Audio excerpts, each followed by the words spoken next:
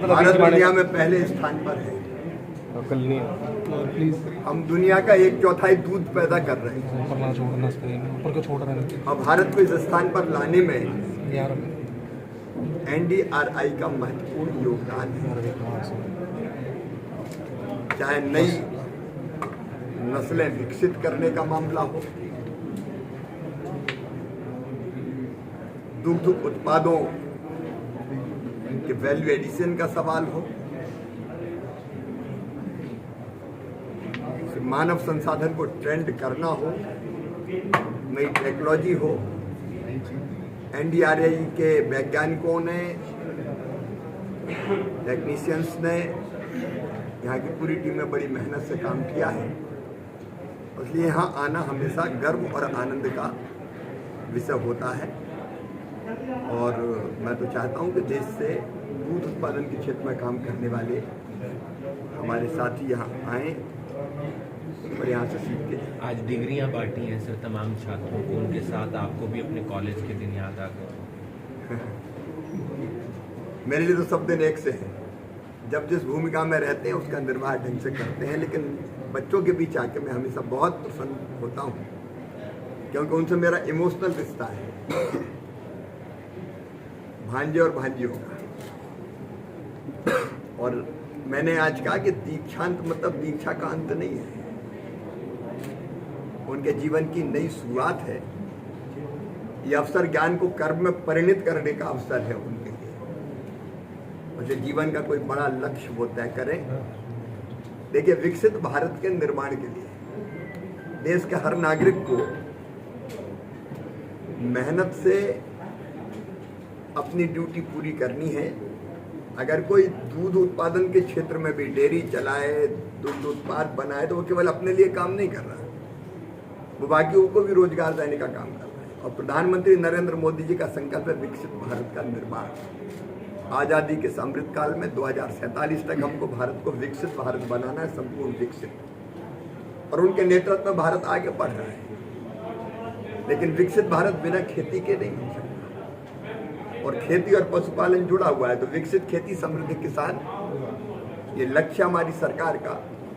इसलिए खेती के साथ और गतिविधियां जिसमें पशुपालन बहुत महत्वपूर्ण है, वो और कैसे बढ़े और धीरे धीरे लोगों की आमदनी को कैसे बढ़ाए, इस प्रयत्न में हम लोग लगे हुए हैं। सर, आपने एक मुद्दा उठाया क्रॉप डाइवर्सिफिकेशन और पशुपालन का, मतलब इनपुट कॉस्ट तो बढ़ती जा रही है, तो MSP भी वहीं का वही है, 100-200 रुपये बढ़ता है हर साल बढ़ता है सर। 100-200 मतलब जो भी वेरिएशन मतलब ये मोदी सरकार है, लेकिन इनपुट कॉस्ट बढ़ रही है। कुल इनपुट कास्ट में 50% लाभ जोड़कर ही MSP घोषित करती है। किसानों खेती के लिए हमारी 6 सूत्रीय रणनीति है। एक, उत्पादन बढ़ाना, पर हेक्टर यील्ड कैसे बढ़े, उसके लिए नए बीजों की किस्में ICR लगातार बनाता है। उत्पादन की लागत घटे नई टेक्नोलॉजी के माध्यम से और योजनाओं के माध्यम से भी। उत्पादन का ठीक दाम मिले, इसलिए MSP। नुकसान हो जाए तो भरपाई हो, इसलिए प्रधानमंत्री फसल बीमा योजना। कृषि का विविधीकरण, जैसा मैंने कहा कि केवल परंपरागत खेती नहीं, फूलों की खेती, फलों की खेती, सब्जियों की खेती, वैल्यू एडिशन, पशुपालन, मछली पालन, मधुमक्खी पालन, कृषि वानिकी। और अब तो और प्राकृतिक खेती की तरफ हम बढ़ेंगे। प्राकृतिक खेती का मिशन लॉन्च किया है कि बिना केमिकल फर्टिलाइजर के, अगर ठीक ढंग से, जो एक प्रयोग हरियाणा में कुछ क्षेत्र में आचार्य देवव्रत जी ने किया है, मैं भी वहाँ देख के आया हूँ कि ठीक ढंग से अगर प्राकृतिक खेती की जाए तो उत्पादन नहीं घटता और जो अनाज या फल सब्जियाँ हमको प्राप्त होती वो पौष्टिक होती है।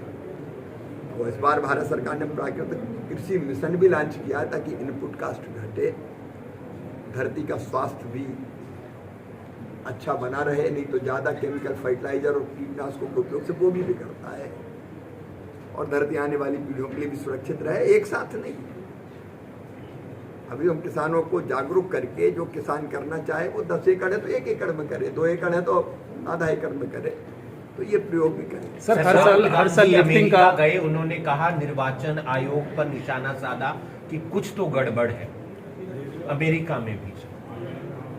ये वैसे डेयरी संस्थान है, फिर भी लेकिन आप सर राजनीति से जुड़े हुए। तो राजनीतिक, मैं इस प्रश्न का उत्तर जरूर दूंगा, लेकिन यहाँ एक विशिष्ट बच्चों के काम के लिए आए थे, तो मैं दूध को लेकर नहीं करता, लेकिन मैं केवल एक बात कहता हूँ कि भारत के बाहर जाके किसी भी भारत के नागरिक को हमारे देश की आलोचना नहीं करनी चाहिए। मैं एक बार अमेरिका गया था, तब श्रीमान मनमोहन सिंह जी भारत के प्रधानमंत्री थे। मुझे वहाँ वाशिंगटन में सवाल पूछा गया था कि भारत के प्रधानमंत्री अंडर अचीवर हैं। मैंने कहा वो भारत के प्रधानमंत्री है, भारत का प्रधानमंत्री अंडर अचीवर नहीं हो सकता, वो हमारे नेता है। ये भाव हर भारतीय के मन में रहना चाहिए। राजनीति के लिए 17 जगह है दूसरी। सर आज आपकी संगोष्ठी है वन नेशन वन इलेक्शन को लेकर, वहाँ चर्चा करूँगा। सर क्या कुछ है सर ग्रामीण क्षेत्र में दूध बहुत कम हो रहा है। यहाँ हम आए हैं डेयरी के बाद डेयरी से रिलेटेड बढ़ रही है सर, इसका असर पड़ रहा है, तो किसानों को क्या संदेश देना चाहिए? पशुपालन पर भी जलवायु परिवर्तन के खतरों से निपटने के लिए भारत सजग है। हम जलवायु अनुकूल किस्मों का विकास भी कर रहे हैं और कोशिश ये कर रहे हैं कि ऐसी किस्में भी विकसित करें जो बढ़ते हुए तापमान में भी जिनमें उत्पादन ना घटे। सर, एक